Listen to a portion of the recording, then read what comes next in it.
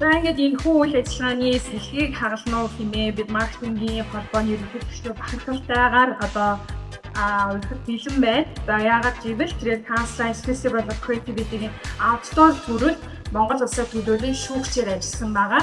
Ингээд нийтийн ихэнх танилцуулмаар хэмээн Монголын маркетингийн холбооны ерөнхийлөгч Инх Баясгалан таныг тайлбар орж байна.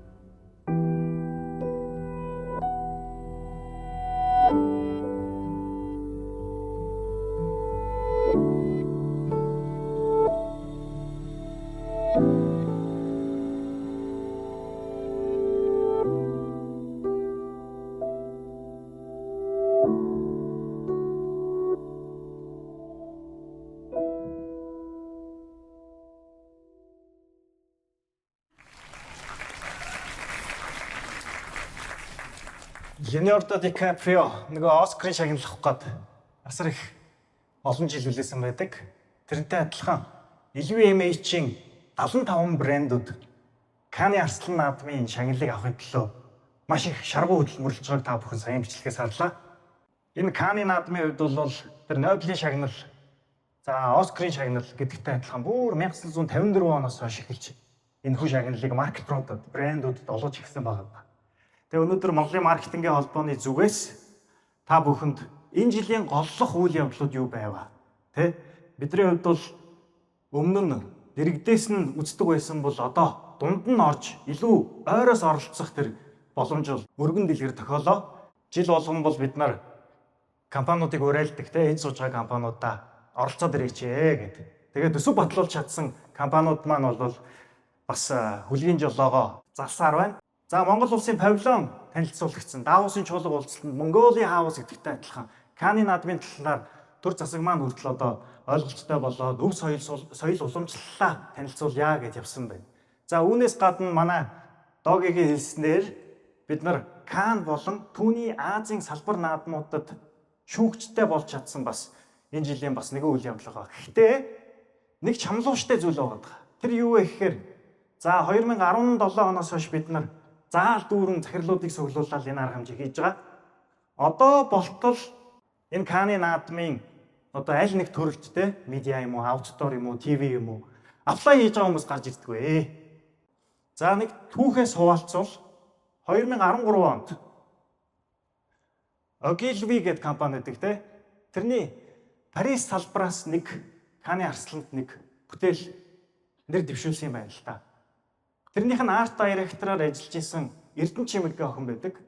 Тухайн үед чинь нөгөө Blogspot од байлаа шүү дээ. Одоогийн content creator, influencer, opinion leader бол байсан.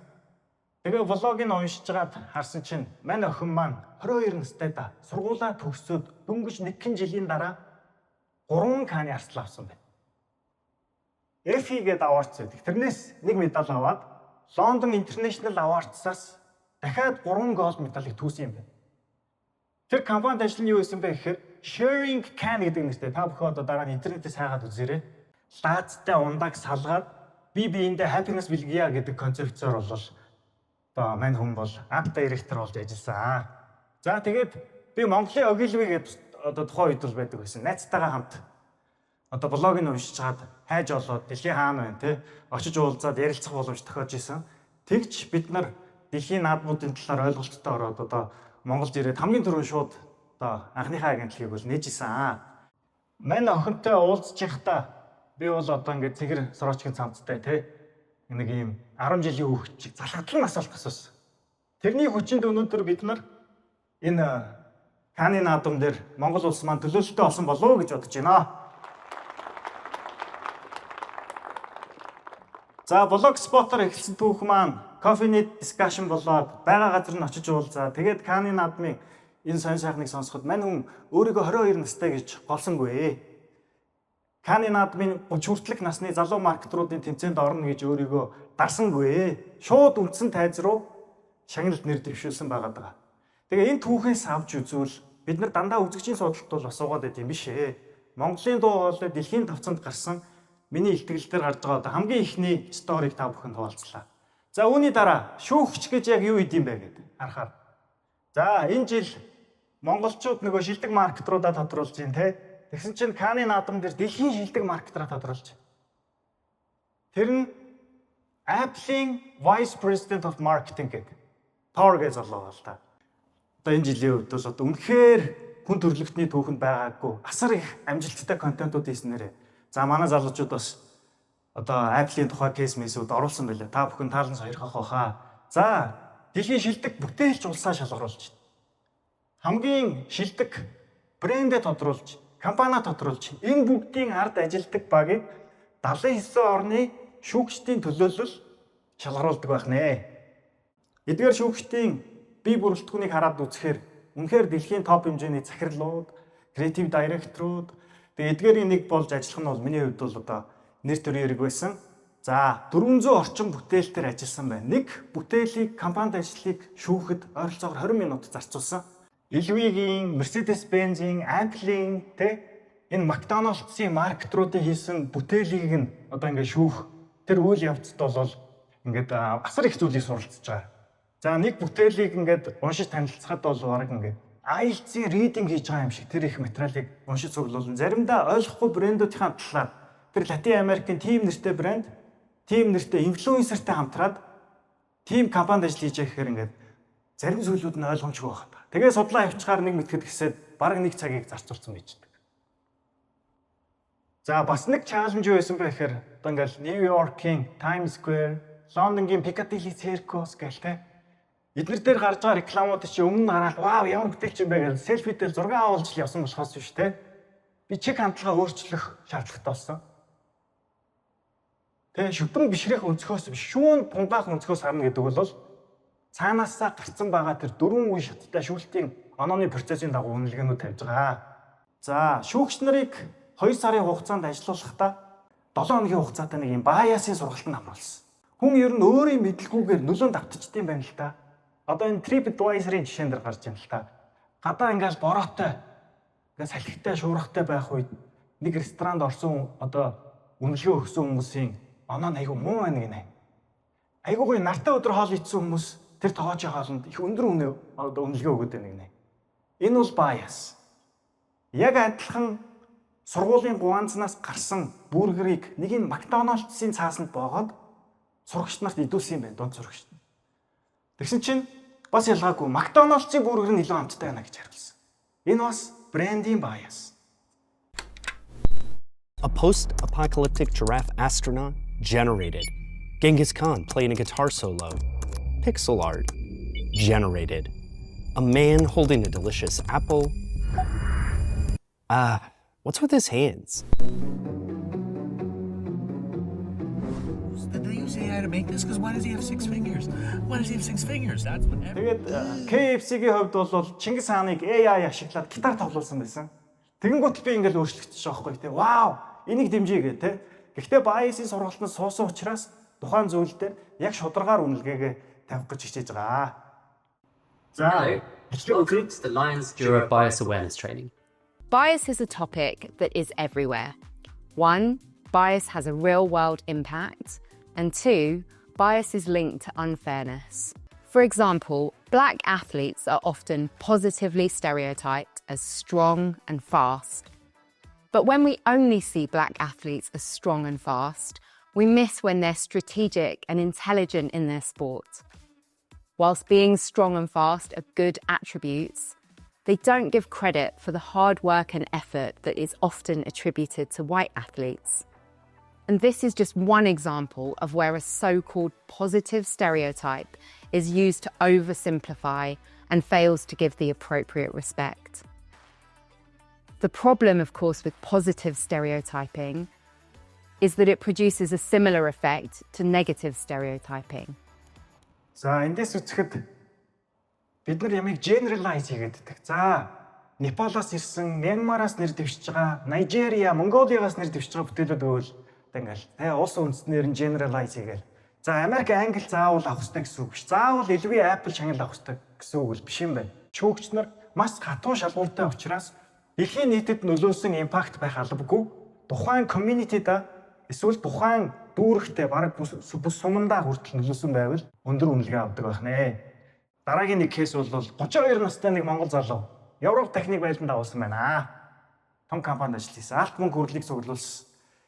Тэгээд нөгөө 32 настай залуу Бат гэдэг мань хүн маркетингийн компанид ажил хийгээгүй military компанид ажил хийсэн юм байна. Энэ хүнийг гадралж байгаа байх. Зүч хааны хүү Бат гэдэг одоо нэртэй залуу байгаа шүү дээ. Тэгээ мань хүний одоо байлдан дагуулсан үйл ажиллагаа Европт одоо хүртэл ингэж нөгөө сайнаар дурсагдж байгаа талаар бас Rotondo stage гэдэг чинь амар олон стейжүүдэд хуваагдсан. Хэдэн мянган цагийн зааланд одоо ингээл яг өнөөдрийнх шиг ийм зааланд бараг 10 заал байгаа. Тэгээ нэг тайзан дээр ярьж байна Монголиа гэдэг. Тэгэхээр Монголиа гэж хэлэхгүй байгаа шүү дээ. Ягаад бид нар Монголиаг орчуулсан мэдээгүй. Монголс гэж яриад байгаа байхгүй тий. Georgia гэдэг улсаас гарч ирсэн ихтгэл дээр нэг ийм зүйл ярьж байна. Оросын нөлөөнд бол сүүлийн 100 жил байна. Жохон чаленжинг байна. 50 креатив директорыг шоронд хийчлээ. Энэ шунтлага явдал юм уу? Бид нар 200 жилийн хугацаанд Монголын одоо эзэнт гүрний дор байхдаа чөлөөт худалдаа харилцаа холбоо гэдэг зүйл нэгдээд эмэгтэйчүүдийг дээдлэх ёс гэж бий болоод за дээр нэмээд шашин шүтлэг чөлөөтэй шүтэх боломж гараад тухайн үед гарч ирсэн шашны мөргөлдөөнүүд бах болж ирсэн. Тэгэнгүүт Жоржиагийн баруун талаас дотолдог байсан Франц, Шведийн эзэнт гүрнүүд тотлоо олчж байгаа. Нэгсэндээ 200 жилийн хугацаанд Бат гэдэг нэртэй залуугийн хүсгэн байгуулсан одоо military campaign-ийн хүрээнд бол хамгаалтанд байсан байна. Тэгээд энэ бүхнийг сонсоход бол те Монголын 20-тай 30-тай залуучууд маань хитрхи дараахан байгаад идэм байна. Батын байгуулсан одоо энэ компанид ажил бас Монголын дуу хоолойг дэлхийн давцанд хүргэсэн юм байна шүү гэдгийг та бүхэнд дуулгая.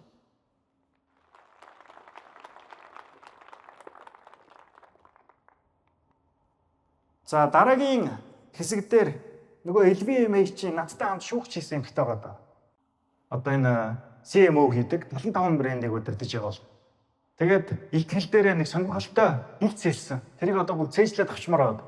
Тэгээд та бүхэндээ тэрийг одоо тасдаж аваад үзүүлэхээр мэдээлээ.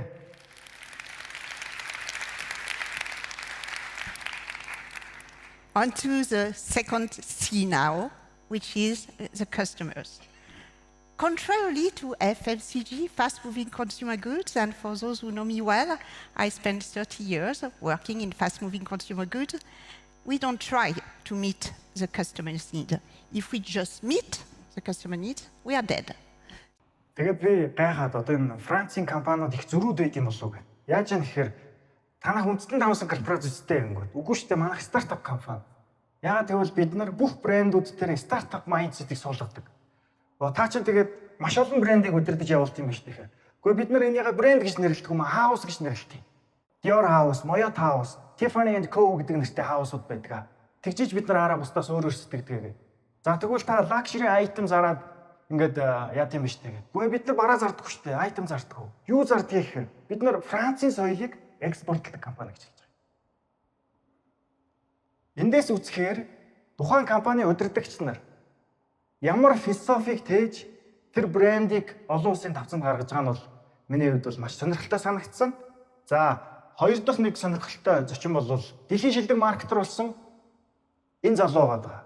Тор Мэрэн гэдэг. Тэгээ мань хүн тайзан дээр гарч ирэхдээ бас нэг сонирхолтой ихтгэл тавьсан. Бас нэг юм хэлцгийч болмоор тий. Одоо яг яваад байгаа трендийн талаар, AI-ийн талаар мань хүн өөрийнхөө үзэл бодлыг хуваалцсан. Тэрийг авч үзцгээе. To accept this award on behalf of Apple, please welcome to the stage Apple's Vice President of Marketing Communications, Tor Myron. In this time of huge change and fear, I've got good news and bad news. And the good news is AI isn't going to kill advertising. The bad news is AI isn't going to save advertising.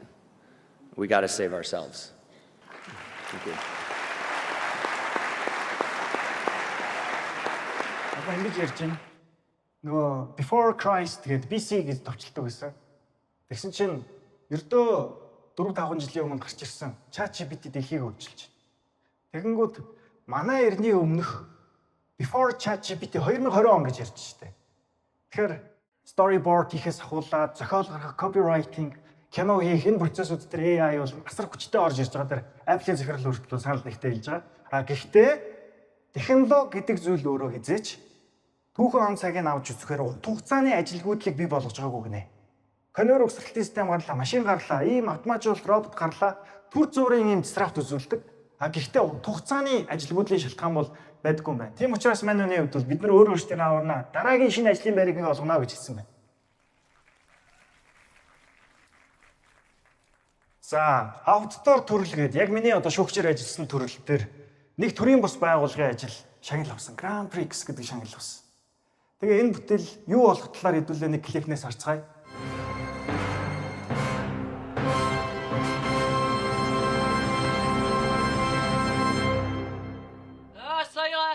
Ça ira. Les aristocrates à la lanterne, ça ira, ça ira, ça ira. Les aristocrates, on les pendra.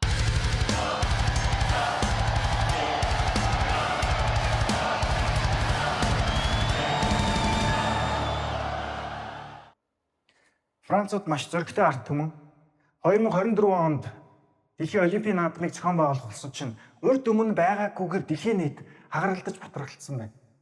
Нөгөө Украины дайн эхлээл, ковидын дараа асуудал үүсэл, дээр нь арьс өнгөөр ялгуурлах үзэл яагаал, эмэгтэйчүүдийг гадуурхаал тэ.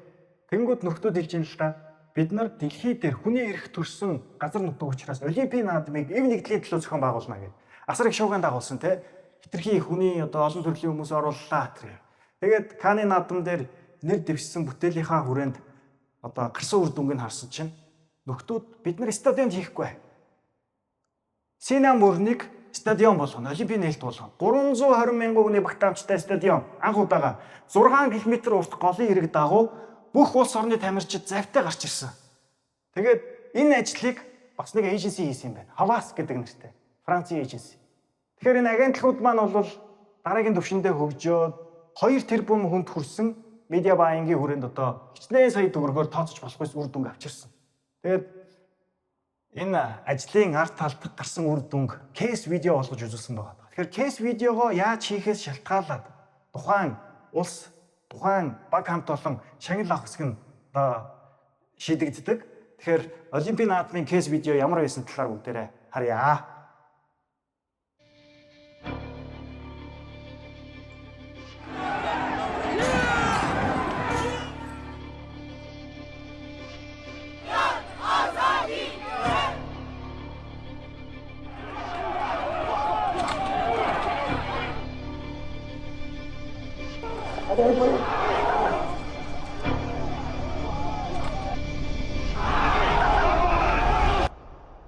Le ciel bleu sur nous peut s'effondrer et la terre peut bien s'écrouler. Peu m'importe si tu m'aimes, je m'en fous du monde entier. Tant que l'amour inondera mes matins, tant que mon corps frémira sous tes mains. Que m'importent les problèmes, mon amour, puisque tu m'aimes.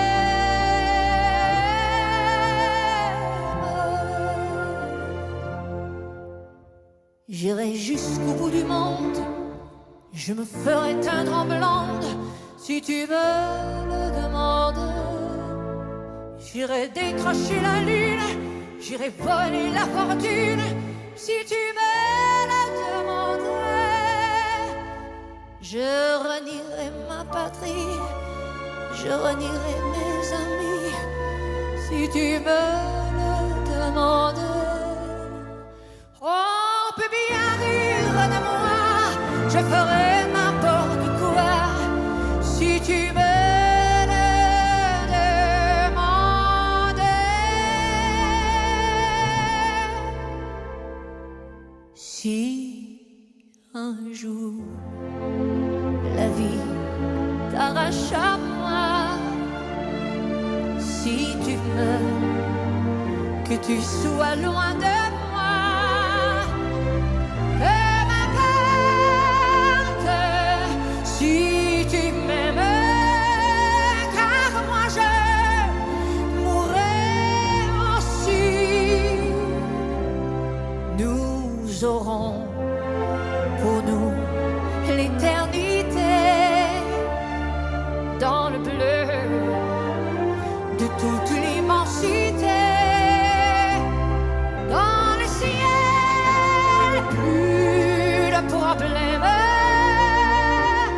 Mon amour, crois-tu qu'on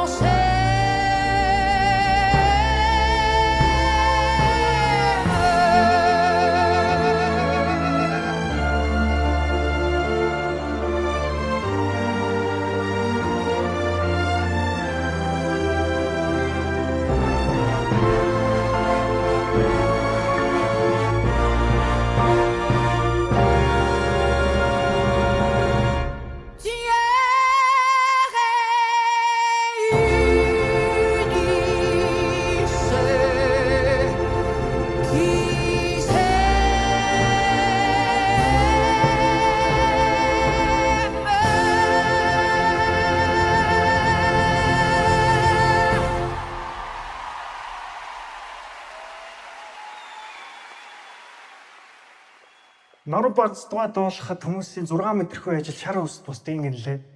Энэ Селин Дионы дууг дууссаны дараа Сина мөрний ирэг дээр байсан 320 мянган хүмүүс чив чимээгүй болсон байт юм аа гэд. Тэгэхээр хүн төрөлхтний түүхэнд хамгийн бүтээлч наадмыг яаж хийхийг харнаа гэд Лос Анжелес гээд бас төгсөж гин те. Дараагийн олимпиадад зохион байгуулах газартаа бас мессеж дамжуулж байгаа.